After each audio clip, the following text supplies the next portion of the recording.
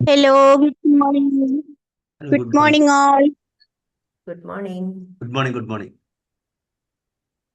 പ്രപഞ്ച സൃഷ്ടാവിനെ നന്ദി പറഞ്ഞുകൊണ്ട് നമുക്ക് ഇന്നത്തെ ദിവസം ആരംഭിക്കാം. ശാന്തിയും സമാധാനവും നിറഞ്ഞ നല്ലൊരു ദിവസം തുടങ്ങട്ടെ.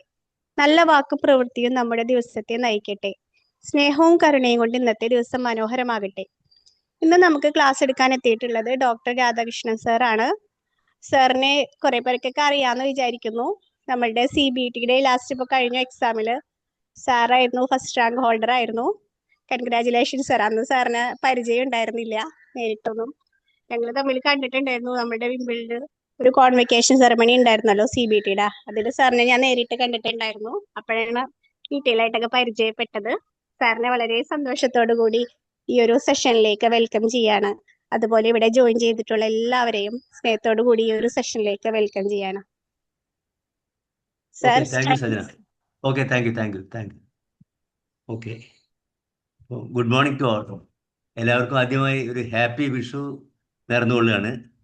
നമ്മൾ ഇന്നത്തെ ക്ലാസ് ആദ്യമായിട്ട് ഞാൻ വിംബിളിനോട് നന്ദി പറയുകയാണ് ഇങ്ങനെ ഒരു പ്ലാറ്റ്ഫോം തന്നതിന്. പിന്നെ എന്നെ ഇൻട്രൊഡ്യൂസ് ചെയ്ത സജനയും ഞാൻ അനുമോദിക്കാൻ അവസരം ഉപയോഗിക്കുന്നു. പിന്നെ നമ്മൾ ഇന്നത്തെ ക്ലാസ് പേഴ്സണാലിറ്റി ഡിസോർഡേഴ്സ് ആണ്. ഞാൻ സ്ലൈഡ് ഷെയർ ചെയ്യുന്നുണ്ട്, അത് നമുക്ക് നോക്കാം. പിന്നെ ഒരു ഡിസ്കഷൻ ആയിരിക്കും. പേഴ്സണാലിറ്റി ഡിസോർഡേഴ്സ് കഴിഞ്ഞിട്ട് പിന്നെ നമുക്ക് കുറച്ച് മറ്റിതെല്ലാം മെൻ്റൽ ഡിസോർഡേഴ്സിന് കൂടി നമ്മുടെ ടൈമിനനുസരിച്ചിട്ട് ഡിസ്കസ് ചെയ്യാം. ഞാൻ ആദ്യമായിട്ട് സ്ലൈഡ് ഒന്ന് ഷെയർ ചെയ്യട്ടെ. ഷെയർ ചെയ്യാം സാർ. ഞാൻ ചെയ്തോളൂ. ചെയ്യാം.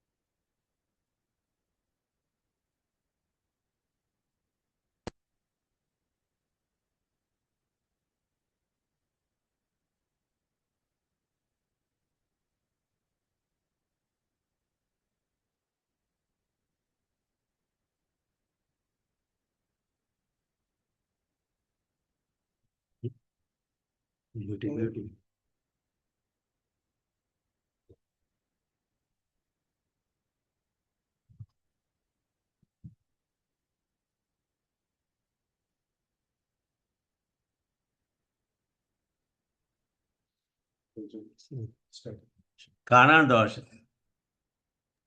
ഹലോ, കാണാം. കാണാം അല്ലേ? ഓക്കെ. ഓക്കെ. നമ്മൾ സ്റ്റാർട്ട് ചെയ്യല്ലേ? സ്റ്റാർട്ട് ചെയ്യാമല്ലോ അല്ലേ? Yes, start yes. ചെയ്യാം സാർ. ഓക്കെ കാണുന്നു ഓക്കെ കാണുന്നുണ്ട്. ഓക്കെ. അപ്പോൾ പേഴ്സണാലിറ്റി ഡിസോർഡേഴ്സ് ആണ് ആദ്യം. ഇപ്പോൾ നമ്മൾ അതിൽ ആദ്യത്തെ 3 ക്ലസ്റ്റർ ആയിട്ടാണ് പേഴ്സണാലിറ്റി ഡിസോർഡേഴ്സിനെ ഡിവൈഡ് ചെയ്യുന്നത്. ആദ്യം പേഴ്സണാലിറ്റി ഡിസോർഡേഴ്സ് എന്ന് പറഞ്ഞാൽ നമുക്ക് എന്താ അറിയാം, ഒരാളുടെ പേഴ്സണാലിറ്റി എന്ന് പറഞ്ഞാൽ അയാളുടെ വിചാരം, വികാരം, അയാളുടെ ബിഹേവിയർ, ഇതൊക്കെ കൂടിയതാണ് ഒരാളുടെ പേഴ്സണാലിറ്റി. അപ്പൊ നമ്മൾ പറയല്ലോ ഹു ആം ഐ എന്ന് ചോദിച്ചു കഴിഞ്ഞാൽ അതിന്റെ ആൻസർ തന്നെയാണ് പേഴ്സണാലിറ്റി. ചില പേഴ്സണാലിറ്റി അയാൾക്ക് അയാളുടെ ജീവിതത്തിൽ എല്ലാവരും അയാളെ ഇഷ്ടപ്പെടും, അയാൾ വളരെയധികം സക്സസ് ആവും. പക്ഷെ ചില ആളുകളുടെ പേഴ്സണാലിറ്റി അവർക്ക് തന്നെ ഒരു വിനാശമായിട്ട് വരാറുണ്ട്. ഇതാണ് ഇൻ ഷോർട്ടായിട്ട് പേഴ്സണാലിറ്റി ഡെവലപ്മെന്റ്, പേഴ്സണാലിറ്റി എന്ന് പറഞ്ഞാൽ. പിന്നെ ഒരാളുടെ mental, spiritual, physical, emotional, technology, എങ്ങനെ എല്ലാ ഡെവലപ്മെന്റ്സിനും കൂടിയ ഒരു ഓൾറൗണ്ട് ഡെവലപ്മെന്റിനെയാണ് നമ്മൾ പേഴ്സണാലിറ്റി എന്ന് പറയുക. അപ്പൊ അതിൽ സംഭവിക്കുന്ന ഡിസോർഡേഴ്സിനെയാണ് we call it as personality disorders. അപ്പൊ ഇനി 3 ക്ലസ്റ്ററാണ്. പേഴ്സണാലിറ്റി ഡിസോർഡേഴ്സിനെ 3 ക്ലസ്റ്ററായിട്ട് ഡിവൈഡ് ചെയ്തിട്ടുണ്ട്. അതിലത്തെയാണ് ആദ്യത്തെ ക്ലസ്റ്ററാണ് അതിൽ ഓഡ് ആൻഡ് എക്സെൻട്രിക് ഡിസോർഡേഴ്സ് ആണ്. എക്സെൻട്രിക് എന്ന് പറഞ്ഞാൽ നിങ്ങൾക്ക് അറിയാം, ആളുകളുടെ എക്സെൻട്രിക് ആയിട്ടുള്ള ഒരു ബിഹേവിയർ, ഓഡ് വിചിത്രമായ ബിഹേവിയേഴ്സ് ആണ്. അതിൽ ഒന്നാണ് പാരനോയിഡ് പേഴ്സണാലിറ്റി ഡിസോർഡർ, മറ്റേത് സ്കിസോയിഡ് പേഴ്സണാലിറ്റി ഡിസോർഡർ, മറ്റേത് സ്കിസോട്ടിപ്പൽ പേഴ്സണാലിറ്റി ഡിസോർഡർ. നിങ്ങൾക്ക് ഇതെല്ലാം നിങ്ങൾ കേട്ടിട്ടുണ്ടാവും. പക്ഷെ നമുക്ക് 1 by 1 ആയിട്ട് ഡിസ്കസ് ചെയ്യാം. ഒന്ന് പാരനോയിഡ് പേഴ്സണാലിറ്റി ഡിസോർഡർ. അതായത് അതിന്റെ സിംറ്റം എന്ന് പറഞ്ഞാൽ വളരെ സിമ്പിൾ ആണ്. ഡിസ്ട്രസ് ആൻഡ് സസ്പിഷൻ ആണ്. നമുക്ക് ആരെയും വിശ്വാസമില്ല. ഈ ലോകത്ത് ഒരു മനുഷ്യനെ നമ്മൾ വിശ്വസിക്കില്ല. നമുക്ക് നമ്മളെ വിചാരം എന്താണ്? എല്ലാവരും നമ്മളെ ചതിക്കുകയാണ്, പറ്റിക്കുകയാണ്, നമ്മൾ ചീറ്റ് ചെയ്യുകയാണ് എന്നുള്ളൊരു തോന്നലാണ് നമുക്ക്. അപ്പൊ നമ്മൾ അതുകൊണ്ട് ആരോടും നമ്മൾ അധികം കണക്ട് ചെയ്യാനും ബന്ധപ്പെടാനൊന്നും കഴിയണതും നമ്മൾ നിൽക്കില്ല. അപ്പൊ നമുക്ക് ഇങ്ങനെയുള്ള ഒരാൾക്ക് അവർക്ക് തന്നെ ഇന്റർ പേഴ്സണൽ കോൺഫ്ലിക്ട്സ് ഒക്കെ ഉണ്ടാവും, ഇമോഷണൽ ഡിസ്ട്രസ് ഉണ്ടാവും. അവർ പലപ്പോഴും ആളുകളിൽ നിന്ന് വിട്ടു നിൽക്കാനാണ് അവർ ആഗ്രഹിക്കുക. ഒരു അതായത് സംശയം ചുരുക്കം പറഞ്ഞാൽ സംശയ രോഗം പാരനോയിഡ് വളരെ കോമൺ ആയിട്ട് അവർ കാണുന്നുണ്ട്, വലുത് കാണുന്നുണ്ട്. ചില സിനിമകൾ തന്നെ വരാറുണ്ട് തോന്നുന്നു. എനിക്ക് ആ സിനിമ ഓർമ്മയില്ല, ഏതോ ശ്രീനിവാസിന്റെ ഒരു സിനിമയൊക്കെ കാണുന്നുണ്ടായിട്ടുണ്ട്. ഇതിനാണ് പാരനോയിഡ് പേഴ്സണാലിറ്റി ഡിസോർഡർ എന്ന് പറയാം. ഇത് എന്ന് പറഞ്ഞാൽ ഇതിനുള്ള റീസൺ എന്ന് പറഞ്ഞാൽ നമുക്ക് ആലോചിച്ചറിയാം, കുറെയൊക്കെ ജനറ്റിക്കലാണ്. അങ്ങനെയൊക്കെ ആയിട്ടാണ് ഇത് വരുന്നത്. ബാല്യകാല അനുഭവങ്ങളൊക്കെ അതിന് കാര്യങ്ങളാണ്. ചൈൽഡ്ഹുഡിൽ ഉള്ള ചില ട്രോമാസ് ഒക്കെ ഉണ്ടായ, ട്രോമാസ് മീൻസ് ചൈൽഡ്ഹുഡ് നല്ല ഒരു ഹാപ്പി ചൈൽഡ്ഹുഡ് അല്ലെങ്കിൽ അവരങ്ങനെ പാരനോയിഡ് ഒക്കെ ആവാൻ സാധ്യതയുണ്ട്. സാധാരണ ഇതിൽ നമ്മൾ സൈക്കോളജി ഇതിൽ തെറാപ്പി കൊടുക്കുന്നത് അധികം CBT തന്നെയാണ്. പിന്നെ നമ്മൾ വിശ്വാസം വർദ്ധിപ്പിക്കാൻ വേണ്ടിയിട്ടുള്ള ചില ടെക്നിക്സ് ഒക്കെ സൈക്കോളജിസ്റ്റുകൾ, കൗൺസിലേഴ്സും ചെയ്യാറുണ്ട്. അതാണ് പാരനോയിഡ് പേഴ്സണാലിറ്റി ഡിസോർഡർ. രണ്ടാമത്തെ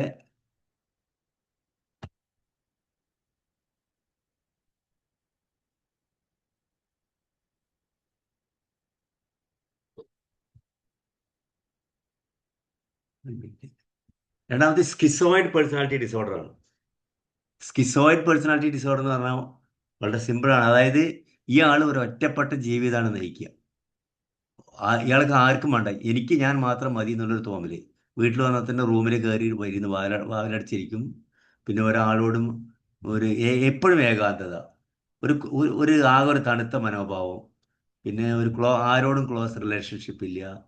പിന്നെ ആരെങ്കിലും പുകഴ്ത്ത് ഒക്കെ ചെയ്തു കഴിഞ്ഞാലും അല്ലെങ്കിൽ ആരെങ്കിലും ക്രിട്ടിസൈസ് ചെയ്താലും അതിനോട് യാതൊരു റിയാക്ഷനും ഉണ്ടാവില്ല. പിന്നെ ഒരു സോഷ്യൽ ഐസോലേഷനാണ്. സമൂഹത്തിൽ ഇയാൾ കംപ്ലീറ്റ് വിട്ടു നിൽക്കും. പിന്നെ സന്തോഷകരമായ കാര്യങ്ങളൊന്നും ചെയ്യാൻ ഇയാൾക്ക് യാതൊരു താല്പര്യവും ഉണ്ടാവില്ല. ഇതൊക്കെ ഇങ്ങനത്തെ പേഴ്സണാലിറ്റി തന്നെയാണ്. അതായത് ചുരുക്കം പറഞ്ഞ ഒരു ഏകാന്ത പതികൻ എന്ന് വേണം നമുക്ക് പറയാം. അങ്ങനെയുള്ള കുറേ ആളുകൾ നമ്മുടെ സമൂഹത്തിൽ നമുക്ക് കാണാൻ കഴിയും. ഇതിനെയാണ് സ്കിസോയിഡ് പേഴ്സണാലിറ്റി ഡിസോർഡർ എന്ന് നമ്മൾ പറയുന്നത്. ഇതിൻ്റെ റീസൺസ് ഒക്കെ പറയുന്നത് അത് കുറേയൊക്കെ ജനറ്റിക് ആണ് ഇങ്ങനെ വരുന്നത്. പിന്നെ നമ്മൾ ബാല്യകാലത്തിലുണ്ടാകുന്ന ചില അനുഭവങ്ങൾ ഇതിന് കാരണമാണ്. പിന്നെ ഇത് ട്രീറ്റ്മെൻറ്റ് സോഷ്യൽ സ്കിൽ ട്രെയിനിങ് ആണ്.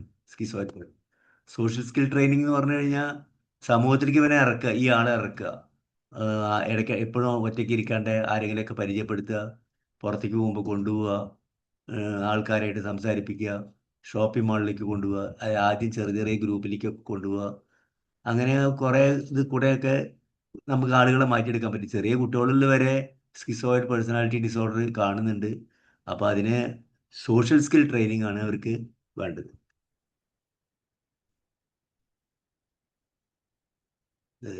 സ്ലൈഡ് ശരിക്കും വരുന്നില്ല. പിന്നെ മറ്റേത് വേറൊരു പേഴ്സണാലിറ്റി ഡിസോർഡർ ആണ് സ്കിസോട്ടിപ്പൽ പേഴ്സണാലിറ്റി ഡിസോർഡർ. അതായത് ഇങ്ങനെയുള്ള ഒരു വിചിത്രമായ വിശ്വാസങ്ങളാണ് അവർക്ക് ഉണ്ടാവുക. അതായത് ഒരു എക്സെൻട്രിക് സ്പീച്ച് ഒക്കെ അവർ നടത്തും. അത് അവർക്ക് ആരോടും ബന്ധമൊന്നും പുലർത്താൻ കഴിയില്ല.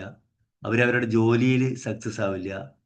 പിന്നെ അവർക്ക് തോന്നും എനിക്കൊരു ഗോഡ്ലി പവർ ഉണ്ട് എന്നുള്ളത് അവർക്ക് തന്നെ എപ്പോഴും ഇങ്ങനെ തോന്നിക്കൊണ്ടിരിക്കും. ഇതാണ് സ്കിസോട്ടിപ്പൽ പേഴ്സണാലിറ്റി ഡിസോർഡർ. വളരെയധികം ബുദ്ധിമുട്ടുണ്ടാക്കുന്ന ഒരു ഡിസോർഡറാണിത്. അവർക്ക് വിചാരിക്കും അവർക്ക് മാജിക്കൽ തിങ്കിങ് അവർക്കുണ്ടെന്ന് അവർ വിചാരിക്കും.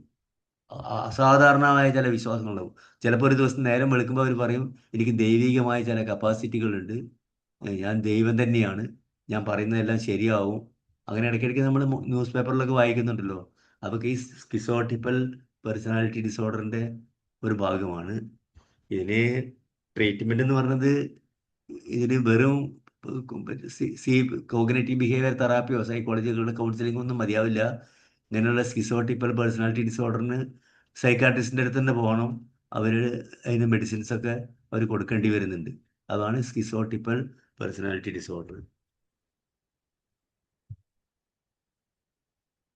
ഇനി പിന്നെ അടുത്തത് ക്ലസ്റ്റർ ബി പേഴ്സണാലിറ്റി ഡിസോർഡർ എന്ന് പറഞ്ഞാൽ 3 ക്ലസ്റ്ററാണ്. അതിലത്തെ രണ്ടാമത്തെ ക്ലസ്റ്ററാണ് ക്ലസ്റ്റർ ബി പേഴ്സണാലിറ്റി ഡിസോർഡർ. അതിൽ വരുന്നത് border line personality disorder, histrionic personality disorder, പിന്നെ നാർസിസിസ്റ്റിക് പേഴ്സണാലിറ്റി ഡിസോർഡർ. അതെന്താ ബോർഡർ ലൈൻ പേഴ്സണാലിറ്റി ഡിസോർഡർ? നമ്മൾ ഇന്ന് ഏറ്റവും അത് കൂടുതലുള്ളത് സ്ത്രീകളിലാണെന്നും പറയുന്നുണ്ട്.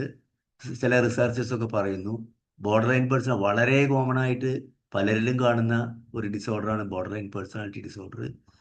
ഇവർക്ക് എപ്പോഴും തോന്നല് ആളുകൾ എന്നെ ഇട്ടേച്ച് പോകുമെന്നുള്ളൊരു തോന്നൽ എപ്പോഴും അവർക്കുണ്ടാവും. അവർക്ക് ഒരു ബന്ധങ്ങളിലും അവർക്ക് വിശ്വാസമില്ല.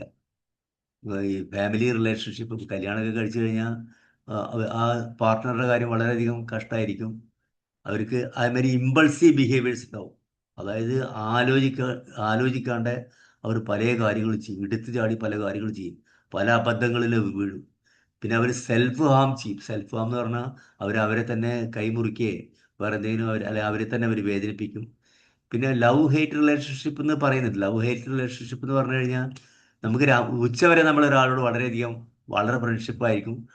നമ്മൾ പറയും അയാൾ നല്ലൊരാളാണ്, അയാളേക്കാൾ നല്ല ആളില്ല എന്നൊക്കെ പറയും. പക്ഷെ അതേമാതിരി എന്തെങ്കിലും ചെറിയൊരു കാര്യം അയാളിൽ നിന്നുണ്ടായാൽ ഉടനെ നമ്മൾ പറയും ആൾ ശരിയല്ല, അയാൾ ഫ്രോഡാണ്, അങ്ങനെ പറയും. പിന്നെ ഇവർക്കൊരു എപ്പോഴും സൂയിസൈഡ് തോട്ട് പലപ്പോഴും ഇങ്ങനെ ഈ ബോർഡർ ലൈൻ പേഴ്സണാലിറ്റി ഡിസോർഡറിൽ ഉണ്ടാവുന്ന ആൾക്കാർക്കുണ്ട്. വളരെയധികം കോമൺ ആയിട്ടുള്ള ഒരു ഡിസോർഡറായിട്ട് വരികയാണ് ബോർഡർ ലൈൻ പേഴ്സണാലിറ്റി ഡിസോർഡർ. അപ്പോൾ ഇതിന് ശരിക്കും ട്രീറ്റ്മെൻറ്റ് സൈക്കോ തെറാപ്പിയും വേണം. പിന്നെ നമ്മൾ സൈക്കോളജിസ്റ്റിൻ്റെ ട്രീറ്റ്മെൻറ്റും സൈക്കാട്രിസ്റ്റിൻ്റെ ട്രീറ്റ്മെൻറ്റും മെഡിസിൻസൊക്കെ ഇതിന് ആവശ്യമാണ്. കാരണം ഇവർക്ക് സൂയിസൈഡ് തോട്ട് വളരെയധികം ഉണ്ട്. ഇപ്പോൾ ഈ സൂയിസൈഡ് എന്ന് പറഞ്ഞാൽ വലിയൊരു ഇതായി വന്നിരിക്കുകയാണ്. ഇപ്പം നമ്മൾ കണ്ടില്ലേ, ഇപ്പം നമ്മൾ ന്യൂസ് പേപ്പറിലൊക്കെ സോഷ്യൽ മീഡിയയിലൊക്കെ കാണുന്നത് സൂയിസൈഡ്. ഇപ്പോൾ എന്തെങ്കിലും ഒരു പ്രോബ്ലം വന്നു കഴിഞ്ഞാൽ അത് അവർക്ക് ടോളറേറ്റ് ചെയ്യാൻ കഴിയില്ല, അവർ സൂയിസൈഡ് ചെയ്യും. ചിലപ്പോൾ ആ കാരണം അതിന് വെറും ജസ്റ്റ് ഒരു സിമ്പിൾ റീസൺ മാത്രമായിരിക്കും. അപ്പോൾ അതൊക്കെ ഈ ബോർഡർ ലൈൻ പേഴ്സണാലിറ്റി ഡിസോർഡറിൽ വരുന്നൊരു കാര്യങ്ങളാണ്. പിന്നെ feelings of emptiness and mood instability. ഇവർക്ക് ഒരു ശൂന്യത ഇവർക്ക് എപ്പോഴും അവർക്ക് അനുഭവപ്പെടും. പിന്നെ അവരുടെ സെൽഫ് ഇമേജ് വളരെയധികം കുറവായിരിക്കും. സെൽഫ് ഇമേജ് എന്ന് പറഞ്ഞാൽ ഞാനെന്ന വ്യക്തിത്വം, എനിക്ക് എന്നിലുള്ള വിശ്വാസത്തിനെയാണ് സെൽഫ് ഇമേജ് എന്ന് പറയുക. അതൊക്കെ അവരിലുള്ള യാതൊരു വിശ്വാസവും ഉണ്ടാവില്ല. ഇതിനെയാണ് ബോർഡർ ലൈൻ പേഴ്സണാലിറ്റി ഡിസോർഡർ എന്ന് പറയുക. പിന്നെ വളരെയധികം ഇതുള്ള പേഴ്സണാലിറ്റി ഡിസോർഡറാണ് ഹിസ്ട്രിയോണിക് പേഴ്സണാലിറ്റി ഡിസോർഡർ. ഇതിനെക്കുറിച്ചൊക്കെ മൂവീസൊക്കെ ഉണ്ട്. ഹിസ്ട്രിയോണിക് പേഴ്സണാലിറ്റി ഡിസോർഡർ എന്ന് പറഞ്ഞാൽ ഇൻ ഷോർട്ടായിട്ട് പറയുകയാണെങ്കിൽ ഇവർ അറ്റൻഷൻ സീക്കേഴ്സ് ആയിരിക്കും. എപ്പോഴും ഇവർക്ക് അറ്റൻഷൻ കിട്ടണം. അതിന് വേണ്ടി അവർ എന്ത് ചെയ്യും?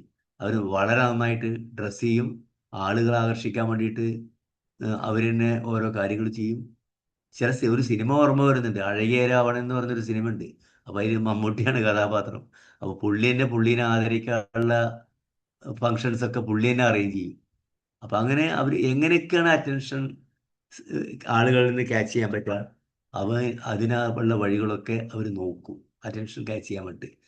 അപ്പോൾ പിന്നെ അതേമാതിരി inappropriate sexual and provoke behaviour, appropriate അല്ലാത്ത സെക്ഷൽ ബിഹേവിയർ അവർക്ക് ഉണ്ടാവും. പിന്നെ ഇമോഷൻസ് എപ്പോഴും ഇങ്ങനെ മാറിക്കൊണ്ടേയിരിക്കും. ഇത് ഈ ഹിസ്റ്റോണിക് പേഴ്സണാലിറ്റി ഡിസോർഡർ ആണ് സ്ത്രീകളിലും പുരുഷനിലും കോമൺ ആയിട്ട് ഒരുപാട് ആളുകളിൽ കാണുന്നതാണ്. പിന്നെ സൈക്കോളജിക്കൽ ഇഫക്ട്സ് എന്ന് പറഞ്ഞാൽ difficulty developing deep meaning full ആയിട്ടുള്ള റിലേഷൻഷിപ്പിലേക്കൊന്നും അവർക്ക് കൊണ്ടുവരാൻ പറ്റില്ല. പിന്നെ അവർക്ക് എപ്പോഴും ഫ്രസ്ട്രേഷൻ ഉണ്ടാവും. പിന്നെ അവർ എപ്പോഴും വാലിഡേഷൻ കിട്ടിക്കൊണ്ടിരിക്കണം. വാലിഡേഷൻ കിട്ടുക എന്ന് പറഞ്ഞു കഴിഞ്ഞാൽ അവരെന്തെങ്കിലും എപ്പോഴും അവരോട് യു ആർ ഗുഡ് അല്ലെങ്കിൽ യു ആർ വെൽ ഡൺ. അത് ഒക്കെ ചൈൽഡ്ഹുഡിൽ പാരൻസിൻ്റെ കിട്ടിയ ചില കുഴപ്പങ്ങളാണ്. നമ്മൾ ചെറിയ കുട്ടികളെയൊക്കെ നമ്മൾ ചെറിയ നിസ്സാര കാര്യങ്ങളൊക്കെ ഓവറായിട്ട് പ്രൈസ് ചെയ്യും. പക്ഷെ കുട്ടികൾ വിചാരിക്കും അവൻ ചെയ്തൊക്കെ ശരിയായിരിക്കും. ഒരിക്കലും അങ്ങനെ നമ്മൾ ചെയ്യാൻ പാടില്ല എന്നാണ് സൈക്കോളജി പറയുന്നത്. നിങ്ങൾക്കറിയാത്. അപ്പോൾ നമ്മൾ പുകഴ്ത്തുന്നതോട് കൂടി തന്നെ കുട്ടിയുടെ പരാജയങ്ങൾ പറഞ്ഞു കൊടുക്കണം. അതേമാതിരി കുട്ടിയെ ഓവറായിട്ട് നമ്മൾ പുകഴ്ത്താൻ പാടില്ല.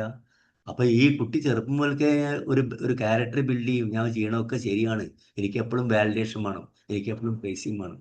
ഇങ്ങനെയുള്ള ഒരു പേഴ്സണാലിറ്റിയാണ് ഹിസ്ട്രിയോണിക് പേഴ്സണാലിറ്റി ഡിസോർഡർ എന്ന് പറയും. ഞാൻ ഒരുപാട് ആളുകളെ എനിക്ക് പരിചയമുണ്ട്. പക്ഷെ നമുക്ക് അവരോടത് പറയാൻ പറ്റില്ല. അവർ വെൽ ഡ്രസ്ഡ് ആയിരിക്കും, അവർക്ക് എപ്പോഴും വാലിഡേഷൻ വേണം.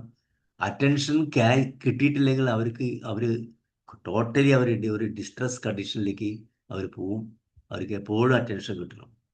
ഇനി ഹിസ്റ്റോണിക്കിനുള്ള പ്രധാന കാരണം വളർത്തു രീതി എന്ന് തന്നെയാണ് പറയണത്. നമ്മൾ ചെറുപ്പത്തിലുള്ള ചില ഓവർ പ്രൊട്ടക്ഷൻ ബൈ പാരൻസ്, കുട്ടികൾ ഓവറായിട്ട് പ്രൊട്ടക്റ്റ് ചെയ്യുന്ന, അത് വളരെ ഡേഞ്ചറായിട്ടാണ് കുട്ടികൾ വളരുക.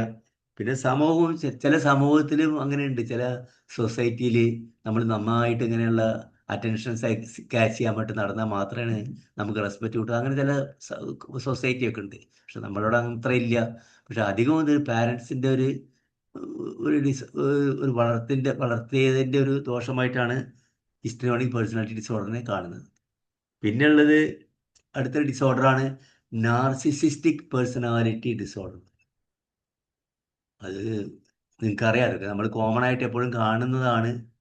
ഇതുള്ള ആളുകൾ അവർക്ക് തോന്നും ഞാൻ മാത്രമാണ് വലിയ ആള്, ഞാൻ പറയുന്നത് മാത്രമാണ് ശരി, മറ്റുള്ളവരൊന്നും ശരിയല്ല. പിന്നെ അവർക്ക് എപ്പോഴും അവരെ പുകഴ്ത്തിക്കൊണ്ടിരിക്കണം. ഈ ലോകം മുഴുവൻ കറങ്ങുന്നത് അവർക്ക് വേണ്ടി ആയിരിക്കണം. അവർ ഹൈപ്പർ സെൻസിറ്റീവ് ആയിരിക്കും. അവരാരും ക്രിട്ടിസൈസ് ചെയ്യാൻ പാടില്ല. ഒരു കല്യാണമൊക്കെ കഴിഞ്ഞ ആൾക്കാരുടെ പാർട്ട്ണർ ഒരുപാട് ഞാൻ നേരിട്ട് അറിയുന്ന ചില ആളുകളുണ്ട്. അവരുടെയൊക്കെ ലൈഫ് വളരെയധികം കുഴപ്പമാണ്. നാർസിസിസ്റ്റ് പേഴ്സണാലിറ്റി പാർട്ട്ണർക്ക് ഉണ്ടെങ്കിൽ അവർ 90% ആളുകളും ഡൈവേഴ്സ് വാങ്ങിക്കും. പിന്നെ ആ വീട്ടിലത്തെ ആരെങ്കിലും ഡൈവേഴ്സ് വാങ്ങാണ്ട് സൊസൈറ്റീനൊക്കെ പേടിച്ച് നിൽക്കുന്ന ആൾക്കാരാണെങ്കിൽ അവർക്കും അവരുടെ കുടുംബത്തിനൊക്കെ ഏത് നേരവും ഇയാൾ ബുദ്ധിമുട്ടിച്ചുകൊണ്ടിരിക്കും. അയാളുടെ ഒരു ഫ്രജൈലായിട്ടുള്ള സെൽഫ് എസ്റ്റീമാണ്. പെട്ടെന്ന് ദേഷ്യം വരും. പിന്നെ ചിലപ്പോൾ അയാൾ മറ്റുള്ളവരെ ഉപദ്രവിക്കാൻ ശ്രമിക്കും. വീട്ടിലത്തെ ആളുകളെ തന്നെ ഉപദ്രവിക്കാൻ ശ്രമിക്കും. പക്ഷേ ഇയാൾക്ക് വേറൊരു പ്രശ്നം, നാട്ടിലുള്ള ആളുകളോടൊക്കെ ഇയാൾ വളരെയധികം നല്ല രീതിയിലാണ് പെരുമാറുക. ഒരു വലിയ പകൽ മാന്യനായിരിക്കും. പക്ഷെ അതിൻ്റെ ജസ്റ്റ് ഓപ്പോസിറ്റ് ആയിരിക്കും ഇയാൾ വീട്ടിൽ.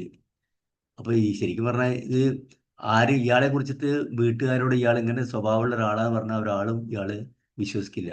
കാരണം അത്രയും സൊസൈറ്റിയിൽ ചെന്നിട്ട് ആളുകൾക്ക് ഹെൽപ്പ് ചെയ്യും, ആളുകളുടെ സുഖവിവരം അന്വേഷിക്കും. അങ്ങനെ എല്ലാവരോടും വളരെയധികം നല്ല രീതിയിൽ പെരുമാറുന്ന ഒരാളാണ്. അപ്പോൾ ഇയാൾ പബ്ലിക്കിനോ സൊസൈറ്റിക്കോ ഇയാൾ എങ്ങനെയാണെന്ന് അറിയില്ല. പക്ഷെ വീട്ടിൽ ഇയാൾ വളരെയധികം ബുദ്ധിമുട്ടുകൾ വീട്ടിലെപ്പോഴും ഉണ്ടാക്കും. ഇയാൾക്ക് വേണ്ടി ഭക്ഷണമൊക്കെ സമയമാണെങ്കിൽ കൃത്യസമയം, എനിക്കറിയാം ഒരു പേഷ്യൻ്റിന് അറിയാം 12:30 ലഞ്ച് വേണമെന്ന് പറഞ്ഞാൽ 12:31 ഇയാൾ സ്വഭാവം മാറും. അങ്ങനെ വീട്ടിലെല്ലാവരും ബുദ്ധിമുട്ടിച്ചുകൊണ്ടിരിക്കും. പിന്നെ ഗ്യാസ് ലൈറ്റിംഗ് എന്ന് പറഞ്ഞൊരു കാര്യം അവർ ചെയ്യും. ഗ്യാസ് ലൈറ്റിംഗ് എന്ന് പറഞ്ഞാൽ നിങ്ങൾക്കറിയാം, അത് ഒരു തരം അതായത് ഇപ്പോൾ ഇയാളുടെ പാർട്ട്ണർ പറയുകയാണ് ഞാൻ അങ്ങനെ ഒരു സംഭവം കണ്ടു, അങ്ങനെ ഒരു സംഭവം ഉണ്ടായിട്ടെന്ന് പറഞ്ഞാൽ ഇയാൾ ഉടനെ പറയും അങ്ങനെ ഒരു സംഭവം ഉണ്ടായിട്ടില്ല, നിനക്ക് തോന്നുന്നതാണ്, നിനക്ക് എന്തോ മാനസിക പ്രശ്നമുണ്ട്. ഇയാൾക്കറിയാം അതൊക്കെ സംഭവിച്ചാന്നുള്ളത്.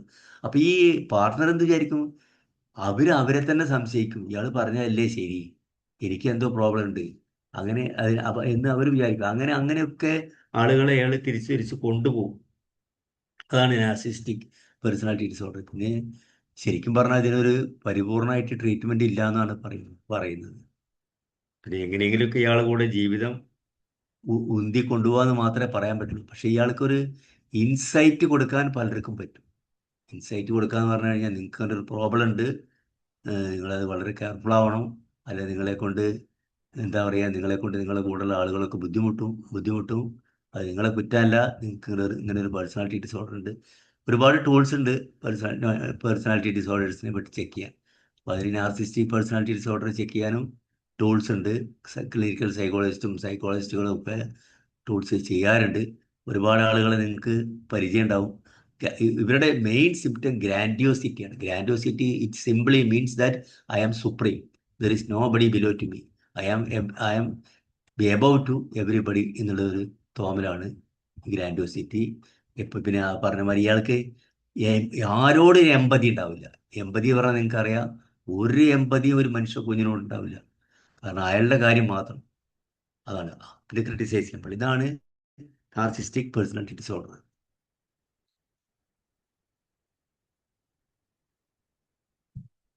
ഒരു മിനിറ്റ്.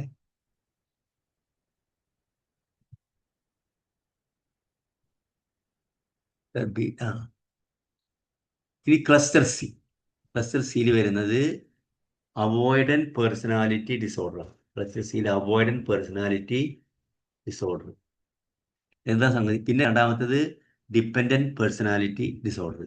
മൂന്നാമത്തത് obsessive compulsive personality disorder. 1 by 1 ആയിട്ട് നോക്കാം.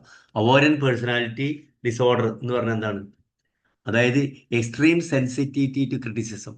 ഒരാളും അയാളെ ക്രിട്ടിസൈസ് ചെയ്യാൻ പാടില്ല. പിന്നെ എപ്പോഴും ഒരു അപര്യാപ്തത, എനിക്ക് ഒന്നുമില്ല എന്നുള്ളൊരു തോന്നല്.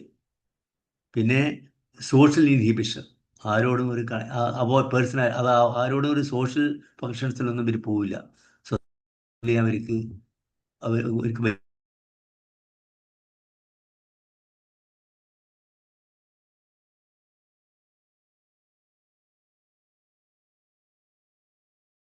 ആങ്സൈറ്റിയാണ് ആൻഡ് ലോ സെൽഫ് എസ്റ്റീം.